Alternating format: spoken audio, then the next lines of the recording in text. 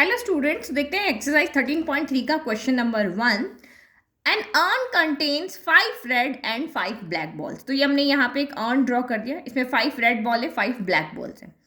A ball is drawn at random, its color is noted and is returned to the urn। इसने कहा कि इस earn में से कोई भी एक बॉल निकालो, उसका कलर नोट करो। प्रोबेबिलिटी निकालने के लिए नहीं कहा उसने, क्या कहा, उस बॉल को निकालो, इसका कलर नोट करो और फिर से अर्न के अंदर आप उसको डाल दो।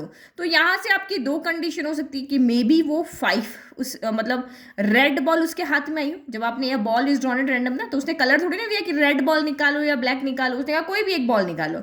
तो कंडीशन ये हो सकती है कि हम यहाँ पे रेड बॉल भी निकाल सकते थे, और कंडीशन ये हो सकती है कि हम यहाँ से ब्लैक बॉल भी इस कंडीशन में निकली। मैं अंदर हाथ डाल के जैसे कोई बॉल निकालूं तो रेड निकल सकती है या ब्लैक निकल सकती है। दो ही कंडीशन यहाँ पे हो सकती है।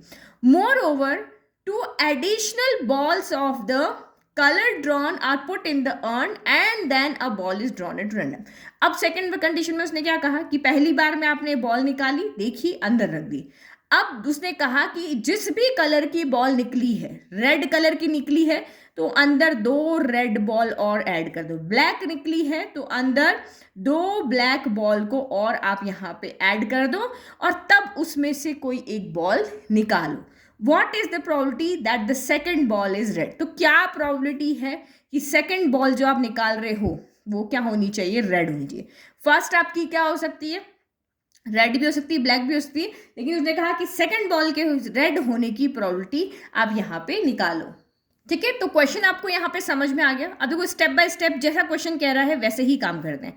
तो फर्स्ट लाइन के अकॉर्डिंग यहाँ पे 2 कंडीशन हो सकती है, या तो आपकी यहाँ पर रेड बॉल निकल सकती है या आपकी ब्लैक बॉल निकल सकती है। तो रेड बॉल निकल, क्योंकि प्रोबेबिलिटी वर्ड आ गया तो प्रोबेबिलिटी स्टार्टिंग से ही स्टार्ट हो जाएगी। तो रेड बॉल निकालने की प्रोबेबिलिटी कितनी होगी, फेवरेबल आउटकम 5, पॉसिबल आउटकम कितना हो गया, तो टोटल 10 बॉल से तो ये 5/10 हो गया। ये क्या है, प्रोबेबिलिटी ऑफ रेड बॉल। ठीक है, और अगर पहली बार में आप मेरे रेड निकली लेकिन आपने जब इस टास्क को किया तो आपके ब्लैक निकली हो, तो प्रोबेबिलिटी ऑफ ब्लैक कितना हो जाएगा, तो फेवरेबल, तो ब्लैक कितनी है 5, पॉसिबल कितनी हो गई आपकी यहाँ पर 10 हो गया।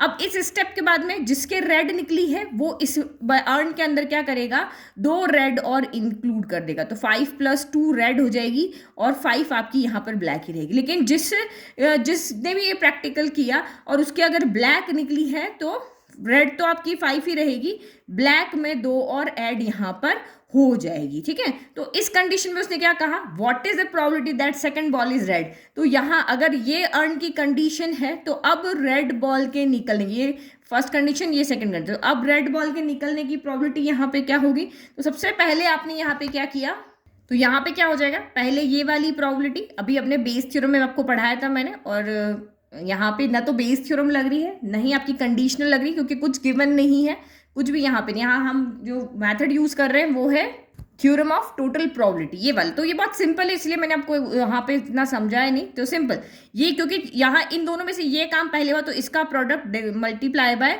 अब रेड कितनी, तो रेड फेवरेबल कितना है तो 7, पॉसिबल कितना है तो यहाँ पर आपका ये आपका 12 हो गया, तो ये 7/12 हो गया। और यहाँ से अगर आप रेड बॉल निकालते हो सेकेंड टाइम में तो उसकी प्रोबेबिलिटी कितनी हो जाएगी, तो यही ऊपर वाला, तो ये 5/10 हो गया। क्योंकि ये काम होने के बाद हम ये वाला काम करें तो कंडीशनल प्रोबेबिलिटी की तरह से ऐसे ही काम यहाँ पे होगा। अब रेड निकाल, तो यहाँ रेड कितनी है 5 और टोटल कितनी है तो 12, तो इन दोनों का जब आप यहाँ पे सम कर दोगे तो ये क्वेश्चन आपका यहाँ पे सॉल्व हो जाएगा। तो इसी तरीके से आपको भी सोचना है, ये प्रोबेबिलिटी है, जब तक आप अपने दिमाग से सोचोगे नहीं, उस तरीके से प्रोसेस नहीं करोगे, आंसर नहीं निकाल पाओगे। अदरवाइज अब आंसर लिखना बहुत ईजी है, इसको लिखना है, इसको लिखना है, ये निकालना है, ये अलग निकालना है, ये अलग निकालना है, और फिर दोनों का यहाँ पे ऐड कर देना है। तो एग्जाम में हमें क्वेश्चन लिख करके बताना पड़ेगा। तो सबसे पहले B1 ब्लैक बॉल निकलने की प्रोबेबिलिटी 5/10, फिर रेड बॉल निकलने की प्रोबेबिलिटी 5/10। अब हमने लिखा कि अब हमें सेकंड बॉल निकालने की जो कि रेड होनी चाहिए, प्रोबेबिलिटी R2/R1 हमने लिखा। R1 का मतलब रेड बॉल पहले निकली थी, उसके बाद वाले फर्स्ट चांस में भी रेड बॉल निकली, सेकंड चांस में भी रेड बॉल निकली, तो प्रोबेबिलिटी देखो 7 बाय आपकी कितनी हो रही है, 12 हो रही है। फिर इसने कहा कि फर्स्ट चांस में तो ब्लैक निकली थी लेकिन सेकंड चांस में रेड निकली थी, तो उसकी प्रोबेबिलिटी कितनी आ रही थी, 5/12 आ रही थी। हमने यही देखा था ना ठीक है। नाउ बाय टोटल प्रोबेबिलिटी, कुछ गिवन नहीं कुछ नहीं, तो दोनों प्रोबेबिलिटी का सम हो जाएगा। तो ये हमने लिखा जब पहले कंडीशन में ब्लैक निकली और दूसरी कंडीशन में रेड निकली, यहाँ पहले कंडीशन में रेड निकली, दूसरे कंडीशन में भी रेड निकली, दोनों का आप यहाँ पे सम कर दोगे तो ये आपका आंसर है। प्रोबेबिलिटी ऑफ B1 कितना था, तो 5/10 था, और B1 निकलने के बाद में R2 निकली थी, तो ये 5/12, ये वाला हमारा, ये वाला मैंने पहले लिख दिया है ना, तो ये B1/R2, तो ये कितना हो गया था आपका 5/12 हो गया, फिर प्लस 1/2 और ये वाला। तो समझ में आपको ऊपर आ गया, लिखने का तरीका क्या है वो हम यहाँ पे देख रहे हैं।